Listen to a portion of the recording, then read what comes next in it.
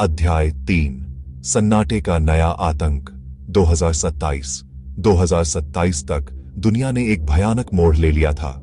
Z virus का प्रकोप, जिसने कभी लाखों लोगों को सड़कों पर दौड़ने के लिए मजबूर किया था, अब शांत पड़ रहा था।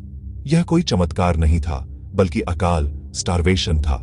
ज़ोंबी, जिन्हें लगातार ताजे शिकार की जरूरत थी, अब भोजन की कमी से मर रहे थे। सड़ी हुई लाशों की बदबू हवा में घुली हुई थी। शहरों की सड़कें चलता फिरता मांस नहीं, बल्कि सूख चुकी निष्क्रिय लाशों से पट्टी पड़ी थीं। 80% मानव आबादी खत्म हो चुकी थी, और जो बचे थे वे एक नई भयावह दुनिया में जी रहे थे। कूच बिहार से बंगलौर तक का सफर। पश्चिम बंगाल के शांत शहर कूच बिहार में अर्नव नाम का एक लड़का अपनी मां सुमित्रा के साथ रहता था। उसका बड़ा भाई सौरभ ज़ोंबी सर्वनाश से ठीक पहले काम की तलाश में बंगलौर गया था। 2 साल से कोई संपर्क नहीं था, लेकिन अर्नव का दिल जानता था कि सौरभ जिंदा है। मां, हम जाएंगे। अर्नव ने अपनी 125 सीसी की पुरानी बाइक के टैंक को थपथपाते हुए कहा।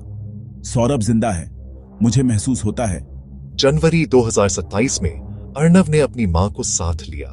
उनके पास एक पुरानी राइफल, कुछ कारतूस, डिब्बाबंद खाना और सबसे जरूरी उम्मीद थी। उनके साथ थे वे कुछ लोग जिन्हें उन्होंने कूच बिहार में ज़ोंबियों से बचाया था। एक पूर्व सैनिक और एक नर्स।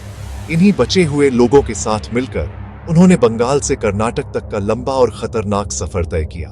हजारों किलोमीटर के सफर में अर्नव ने जगह जगह सड़ी हुई ज़ोंबी लाशें देखी। ये दृश्य डरावने थे, लेकिन उसके मन में बस एक ही डर था, क्या सौरभ जिंदा है? अध्याय 4 फिर से मिलन और काला सच। लंबा सफर तय करके टीम आखिरकार बंगलौर पहुंची। शहर भूतिया लग रहा था। ऊंची ऊंची इमारतों के शीशे टूटे हुए थे और कॉर्पोरेट हब अब एक विशाल कब्रिस्तान जैसा था।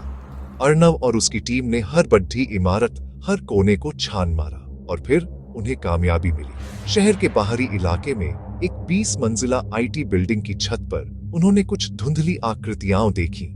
यह सौरभ था, अपने दोस्त विवेक के साथ। वे पिछले 2 सालों से छत पर एक सुरक्षित ठिकाना बनाकर रह रहे थे, बारिश का पानी जमा करके और आसपास से बचे खुचे खाने का जुगाड़ करके। खुशी से अर्नव की आंखें भर आईं। उसने और उसकी टीम ने मिलकर पूरे बिल्डिंग को साफ किया। ज़ोंबी अब कमजोर थे, इसलिए उन्हें मारने में ज्यादा मुश्किल नहीं हुई। अपने भाई को जिंदा देखकर अर्नव का दिल खुशी से उछल पड़ा। सुमित्रा ने अपने बेटे को गले लगाया और लगा जैसे दुनिया में अब भी थोड़ी रोशनी बाकी है। नया शिकार, खून की प्यास। लेकिन इस खुशी के पीछे एक काला सच छिपा था।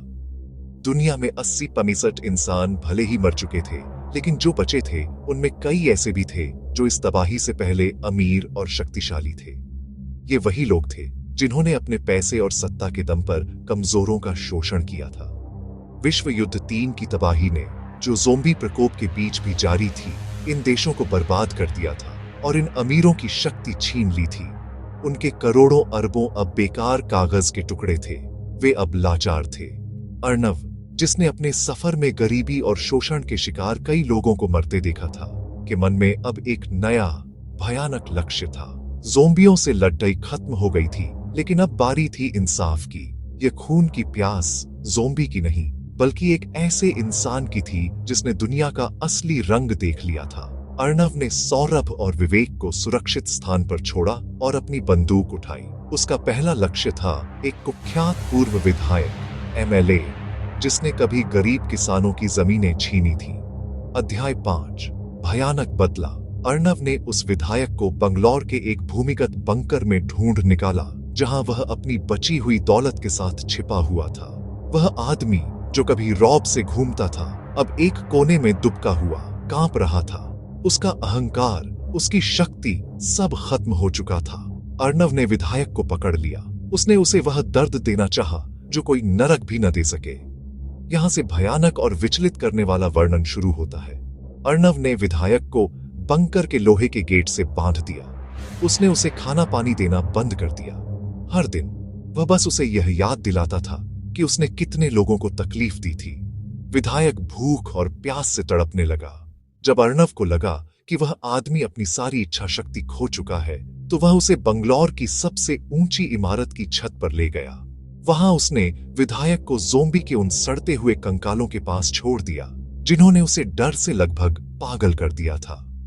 अगले कुछ दिनों तक विधायक खुले में भूखा प्यासा पडीडा रहा, जहां अब हवा में केवल सड़ी हुई लाशों की गंध थी और रात में सियारों की आवाजें। वह डर और अकेलेपन से इतना टूट गया कि उसने खुद ही अपनी जान लेने की कोशिश की, लेकिन अर्णव ने उसे ऐसा नहीं करने दिया। अर्णव ने उसे एक ऐसी मौत दी जहां शरीर तो जिंदा था, लेकिन आत्मा और मन पूरी तरह से मर चुका था। उसे उस दुनिया में अकेले छोड़ दिया गया जिसने अब उसे और उसके पैसे को हमेशा के लिए नकार दिया था। यह मृत्यु एक भयानक मानसिक टॉर्चर, मेंटल टॉर्चर थी, जो मौत से भी बदतर थी।